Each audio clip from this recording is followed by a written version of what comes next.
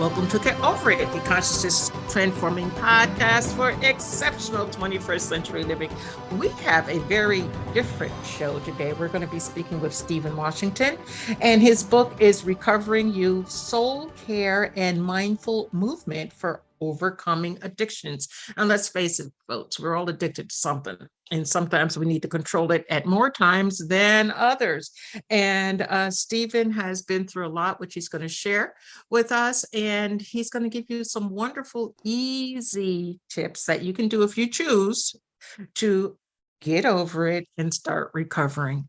Now, the information shared on Get Over It uses intuitive and pragmatic insight to help you shift your consciousness to break through the blocks and release energy that is no longer needed. Yes, we're going to help you let go of the BS that is holding you back. But you guys know I always ask, are you truly ready to? And by the way, folks, BS is belief system. A bit about me for my new listeners: intuitive since birth. I'm a third generation intuitive with over 3 decades of experience supporting people to break through the blocks along their path. I'm a strategist for personal and professional transformation, revealing cutting-edge information that enables you to prosper and thrive. I spent 25 successful years in corporate America as an executive sales professional, and I am the founder of Healing Visions Ministries and the Northern California Children's Education Network, a 501c3 nonprofit. I provide consultations and healings in all areas of life that heal the mind-body-spirit connection, allowing you to live your very best life. My clients tell me that I keep it real while providing them with accurate information to assist them along their journey as a spirit living a human existence. But they also say, if you really don't want to know, don't ask Monique. My background includes a doctorate in metaphysics, Reiki master teacher, ordained minister, and clinical hypnotherapist. So whether you are stressed, depressed, or possessed, I can help. To find out more about me and the services I offer, go to my website, and that's moniquechapman.com. And I invite you to like me on Facebook and LinkedIn. I am no longer on Twitter, so don't even go there. And folks, if you like the podcast, subscribe. Give me some stars. Help a girl out. Greatly appreciated. My guest today, Stephen Washington, is the author of Recovering You, Soul Care and Mindful Movement for Overcoming Addiction. He is a former professional dancer who performed on Broadway in Disney's The Lion King. His love of movement inspired him to become the highly acclaimed Qigong and Pilates, I can't say that. You'll help me out, Steve, in a minute. Teacher that he is today. Stephen lives a joyful life of recovery and is very passionate about helping people and others as they navigate towards health and happiness. He offers a variety of services that we're going to talk about, and you can check him out on his website, and that's StephenWashingtonExperience.com. All one word, folks. StephenWashingtonExperience.com. Welcome, Stephen. Thank you, Monique. Lovely to be here with you. Just love your energy. And it's Pilates. Oh, because I knew it and it wasn't coming out. That's okay. I'm severely dyslexic, so some days I can get Monique out, other days it comes out really weird. But to me, part of, being yourself and being, true in your power. We're not perfect, as I shared with Yes. you before we started talking. Great book, Recovering You. Let's jump right into it. Sure. You say in your book that you come from a dysfunctional family. Your father was a cop and your mom was a secretary, and they like booze and drugs and whatever to make life normal. And that didn't really appeal to you. So let's walk back a bit to childhood and how your early childhood affected who you are today. Oh, yes. So yeah, you pretty much accurately described my family situation. Yeah, both my parents drank heavily, smoked cigarettes. They didn't do drugs. Oh, They, okay. Sorry. the other members of the family, the extended family members, there's lots of drugs in my Uh-huh. extended family, and so it was all around, and it was a challenging environment to grow up in. In addition to the substances, I think my parents were just addicted to anger and big emotions, and there was just a lot of chaos underneath the roof of that our apartment. And for me, being such a sensitive child, it was a lot for me to deal with, trying to process and make sense of the trauma that my parents brought with them to their union and to our family, and to just navigate that. And one of the things that helped me along the way was to dance. I was always moving. I feel like I started moving the moment I got out of my mother's belly. But whether I was spinning around the room like Wonder Woman, or I was playing music on the stereo and just moving my body intuitively. And I didn't know at the time that I was doing energy work on myself, but I was, because the just moving my body helped me feel better, inside and out. And it's something that carried with me throughout my life, because I eventually became a professional dancer. So the language of the body is just something that's always been with me. But by the time I had my first drink at the age of Mhm. 15, I was ready for it, because I was again trying to transform, trying to navigate the difficult environment that I grew up in. My parents had an awful divorce, and it was just very difficult to be their child. And by the time I had my first drink, I I was so ready for it. I finally felt like I could exhale after I Mhm. had that first beer, and then that second beer, and that third beer, and that fourth beer, and so on and so forth. I felt like I could be myself. I felt like I could have a conversation with people. I felt like I was important. Mhm. All those things. And I honestly believe, Monique, that the great things that I felt that night at the age of 15 are Mhm. the things that I sought every time I picked up a drink or a drug for years. That same euphoria, that same sense of self, that same Mhm.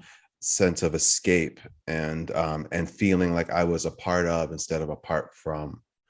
Ooh, part of Yeah. instead of apart from. Well, it's interesting because in the book you say that you were drinking. You said your first drunk, and that made me chuckle because I had my Mhm. first drunk at 17 in Spain, but that's a whole nother story. Oh, I'd love to I hear mean, that at someday. 14 in Spain, not 17. But Mhm. it's like you said you didn't even like the taste of beer, but you liked how it made you feel. Mhm. Oh, how could you keep drinking something that you didn't like? Because the way it made me feel Hmm. outweighed the feeling of this displeasure of how it tasted.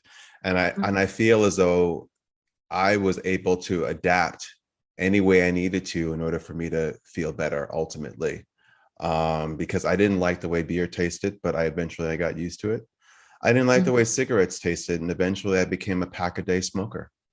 um I did whatever I had to do to survive, and at that point in my life, I had a sense that alcohol and cigarettes and drugs were going to help me survive. Okay, so it was chasing the feeling and doing what it was never necessary to allow you to feel good at the moment. Yes, Okay. absolutely. Okay, now I want to ask you a question. You're a member of the LGBTQ community, and my youngest son is also. How did your, especially father, take you coming out, and did that contribute at all to your addictions? Well, that's a really great question. Thank you for asking that. No one's ever asked me that question before. Oh, well, you know I me. think it's great. Honestly, when I came out, my mother had more of a problem than my father did. Really? My mother expressed her difficulty with it all much more demonstratively. My mother had a lot of big emotions, and she had no problem expressing them. And she actually kicked me out of the house when Oh. I came out. And when I had a conversation with my father about it, when she found out, she called him to tell him, do you know what your son is doing, and blah blah blah. And I'll never forget, my father picked me up and we went for a drive, probably in one of the police cars that he used to drive when he was on duty. Mhm. And I remember we parked the car somewhere, and he said in his own way that the most important thing to him was that I was happy, and that he loved me very much and he wanted me to be happy. And that was pretty much it, and we never really talked about it much. Now, I wish it was that simple. I wish it was that simple where he said that, and he was 100% comfortable with me being 100% Stephen, but he wasn't, and there were complications in the relationship. But I really appreciated my father telling me how much he loved me in that moment, because I didn't get that from my other parent. So I'll never forget that. Wow, your father was a very good man for standing up, because my experience working with others have been that the mom can get on board and the dad can't. And Yeah, and also what I can say is how it contributed to my using. I think that I already felt shame about being gay. I think the world primes us for that, because there's so much judgment out there, even though we've come a long way in terms of just LGBTQ rights and visibility and understanding about Mhm. it all.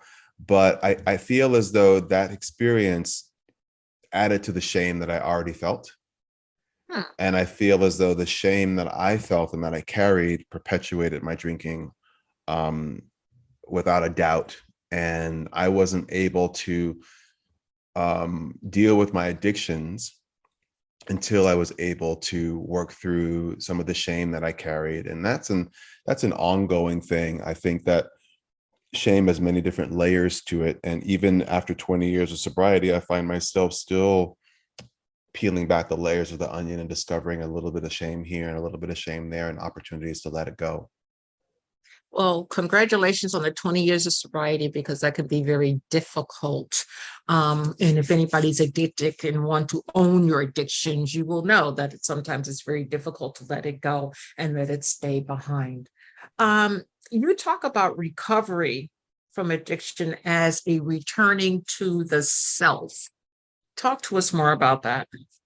Absolutely. Well, it's been my experience that when we are addicted to something, whether it's a substance or a behavior or a way of thinking, that we disconnect from that part of us ourselves, that true essence of who we are. And it's this disconnection, and this process, for me at least, of checking out, numbing myself. And recovery has been the opposite of that. Recovery has been a process of reconnecting with myself, recovering those lost parts of myself that I let go of, or I push down Mhm. time and time again through my addiction. And it's just a matter and an experience of recovering that part of myself, those parts of myself, and also discovering parts of myself that I didn't really even know about through the process of recovery. And I always think of recovery as connection. connection to yourself, connection to other people, connection to community, because I feel as though in life, none of us get through it alone. We need people, we need community. And that's definitely something that I found in recovery. And I find myself discovering new things about myself in relationship to other people. I feel as though relationships teach us so much about ourselves. There's a lot that we can learn when we're isolated and alone, but there's so much that we can learn about ourselves when we are in community with others. Why is it that we're so afraid sometimes to be in community with others and to unmask our true self? Well, I think about in my own story, how much trauma played a part in my life, and some of the trauma that I've experienced has been at the hands of other people. So it makes perfect sense that there would be a disconnection between myself and other people. It's a matter of, can I trust this person?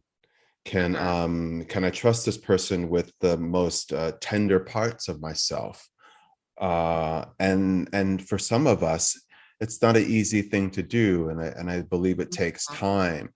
And in that process of learning to connect with other people, to build relationships, to develop circumstances where we can have the opportunity to feel a sense of belonging, it takes time, and it takes courage, and it takes discernment, and it takes willingness to be vulnerable, and to risk potentially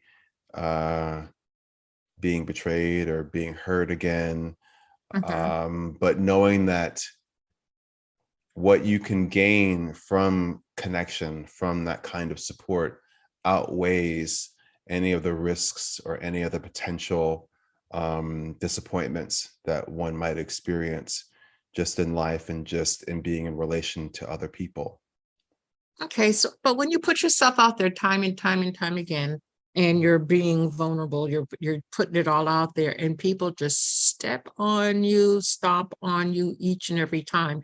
Is that something that the person that's being, I'm going to say, abused needs to look into? Or why are they attracting those people that just want to take and hurt and cause pain? That's a really good question. And I think when you have a pattern of attracting certain types of energies and situations in your life, it would benefit each and every person to take a look at themselves, take a look at some of their beliefs, take a look at some of their habits, their ways of relating, connecting to people, because I think that because of traumatic experiences, we develop certain types of coping skills, and sometimes the coping skills don't serve us.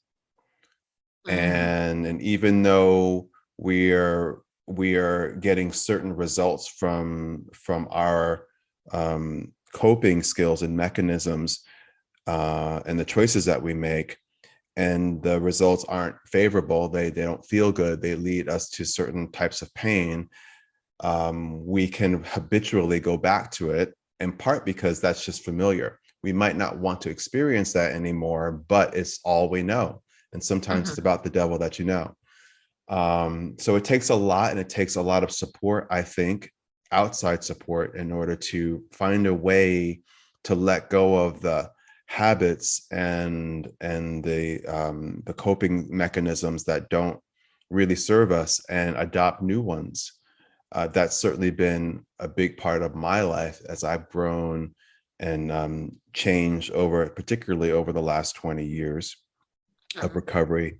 And I think what's been special about the last 20 years is that because I've removed alcohol and drugs and other things that I've depended upon that were really self-destructive out of the way, it makes me open and receptive to the process of doing that level of deep healing, because what we're talking about is a very deep level and layer of healing. Mhm. that I think that we have to create a situation for us to be ready to do that kind of work.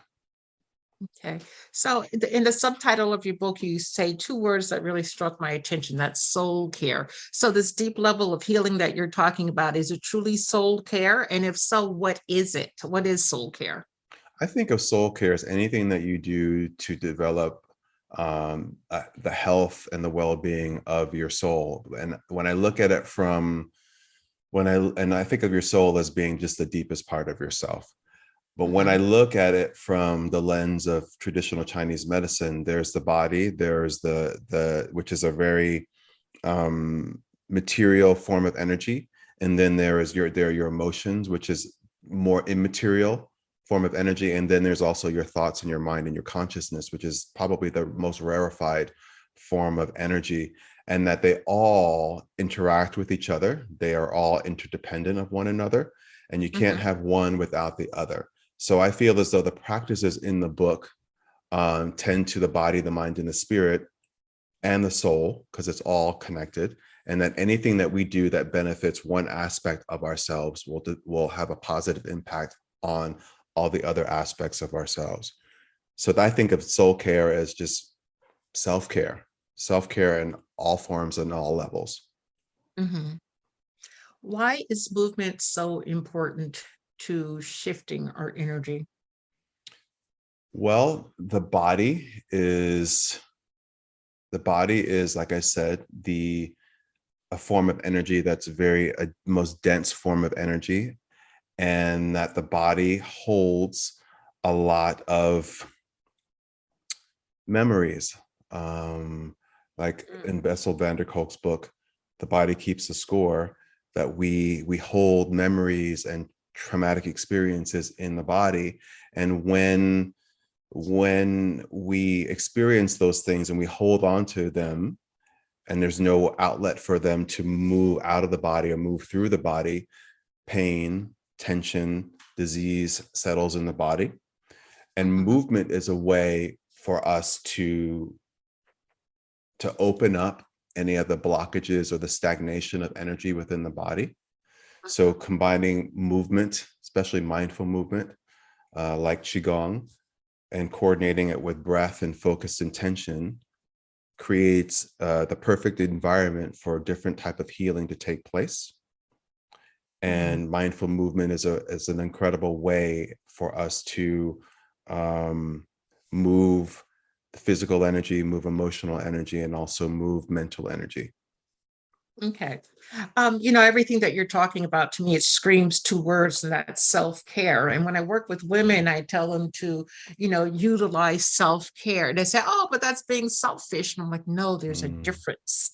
So can you explain to us, men, women, children, everyone, the importance of self-care in order to thrive in this world? Yeah, self-care is so important, and it's a full-time job.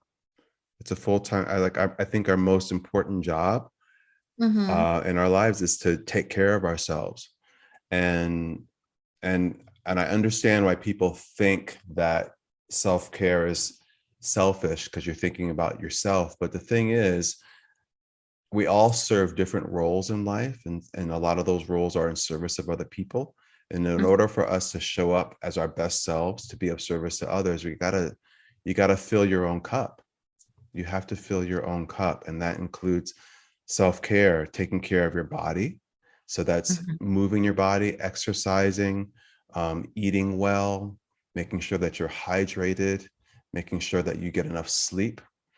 It requires also just paying attention to your emotional life, so that you have an opportunity to um, work through all the emotions that come up for each and every one of us each and every day, and not stuff your emotions down. Allow them to be expressed in a healthy way. And then also just to do practices and things that help you to focus your mind, pay attention to your thoughts, your beliefs, examine them, um, and and all those things put together in any way that is appropriate for the individual. I feel as though self-care is something that's very individual, My self-care practice might not look like yours, or might not look like your sister's, or my husband's, for that matter. Everyone is different. So it's important that you find things that work for you, that tends to all those different aspects of yourself, and that you're consistent with it. Consistency is really key with self-care. It's not as effective if you focused on self-care one day of the week and all the other days of the week you don't really even give it a thought. You really have to invest in it each and every day, because it's cumulative. Yeah, I chuckled because I was working with someone who had a very serious addiction to alcohol. And so they Mm. wouldn't drink the day that they came to see me, Of but the course rest not. of the week they were plowed, you know. So it's like you're not helping yourself, and, you know, like you're wasting time, energy, and everything else in life because you're not being your authentic self. Now, you say that shame is the linchpin of the addiction journey. What do you mean by that? Well, it's like what I mentioned earlier in terms of just my own experience with shame, and that I wasn't able to I wasn't able to really make changes as far as my relationship to alcohol and drugs and cigarettes until I was able to look at the shame that I carried. Mm-hmm, And one of the things about shame is that it has the ability to fester within you, especially if you keep it a secret, if you don't mm-hmm, share it with someone who is trustworthy, who has earned the right to hear your shame mm-hmm, story. And then mm-hmm, also what's important in terms of the role that shame plays is that there's a lot of judgment, a lot of self-judgment. And self-judgment, I think, fuels addiction. And when we can get to the point where we judge ourselves less, uh, and accept that no one's perfect, that we all have challenges, and that we all make mistakes, and um, that we're just such complex beings, and that we're all worthy of love, and that we're all mm-hmm. worthy of goodness. Um, I think in order to really get to what I'm describing, you have to deal with shame. You have to look at it. And sometimes you need help to do that. Not every one of us can do that kind of work on our own. Mm-hmm. And it's quite a process, but it's something that's really important to do if you really want to recover, if you really want to have a deep level of healing in your life, when it comes to our destructive or self-defeating behaviors. Well, it's interesting because you talk about people and their negativity and not necessarily realizing their own negativity is holding them back. How can we get someone to truly take a look at their selves and who they really are, the energy they're putting out into the world? And then if they're willing to or wanting to make a shift. Yeah, I just think that that's something, like you said. I think the really important word that you used a moment ago is willingness. Mm-hmm, You can't change anything unless you're aware of it, willing to look at it, willing to make a change, willing to invite change into your life. And then if you don't know the steps in order to do that, to reach out for help, to find people who can help you do that, perhaps people who have already done what it is that you're trying to do and are a little bit further down along the road, to provide inspiration and a bit of a roadmap in order to do that.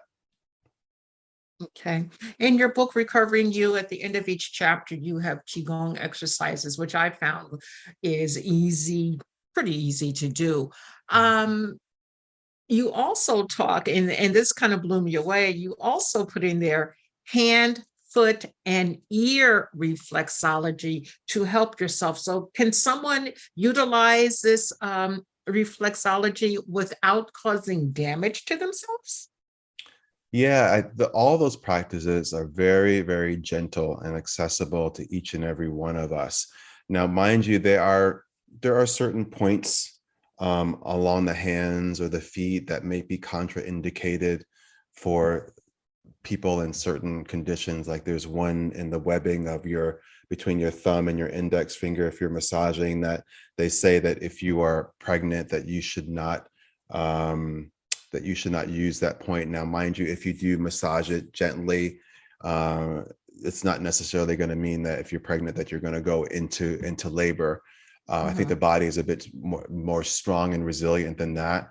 But overall, massaging the hands, massaging the ears, massaging the feet are a wonderful way to move energy in the body. It's a wonderful way to relax, to really self-regulate.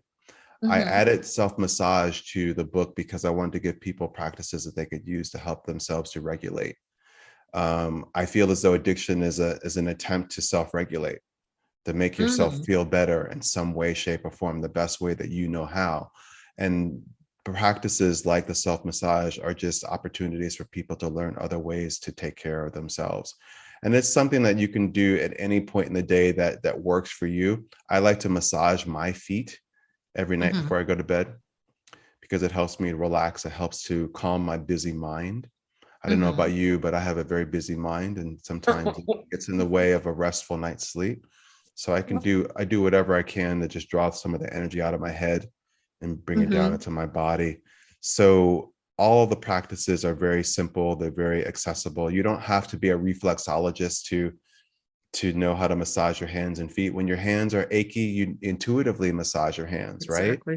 Right? Same thing with your feet.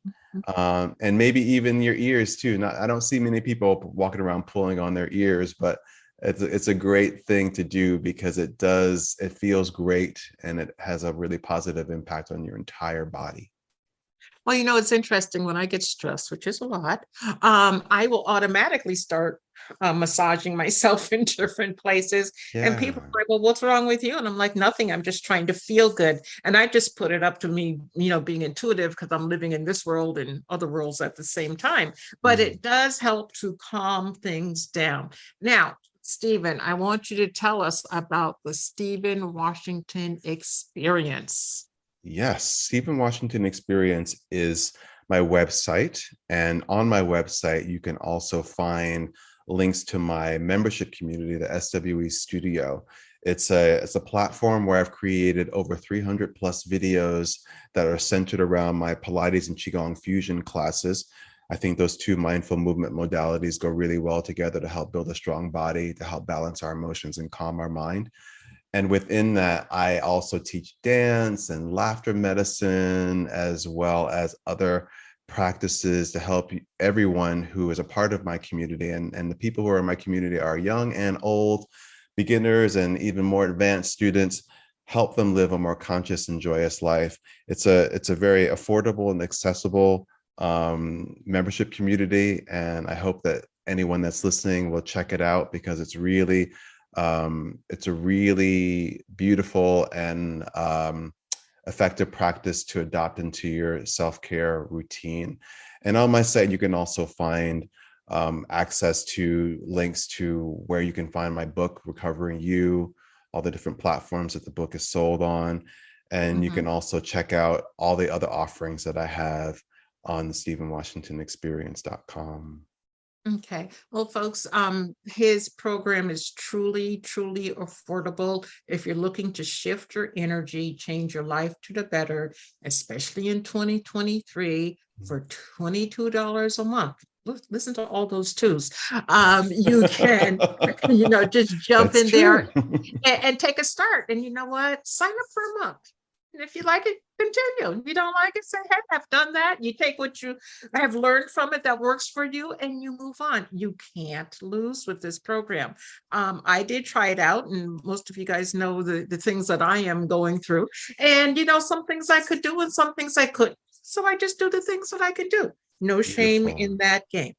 Yeah, beautiful. And I like to think of it as this way, like this, Monique. $22 a month is the price of what, 3 Starbucks drinks? Probably. I haven't gone to Starbucks in 10 years. I don't know, but Yeah, I mean, for the price of 3 Starbucks drinks, you could do something that's really going to benefit your body, your mind, and your spirit. Well, it's interesting though, Stephen, you brought up the 3 Starbucks drinks, and we get so hooked into mass mind consciousness, mass mind buying, mass mind Mm, whatever, until we forget to extract ourselves from the mass mind and listen to our own mind. So, and mm, I'm not knocking Starbucks, folks. If that's your thing, that's your thing.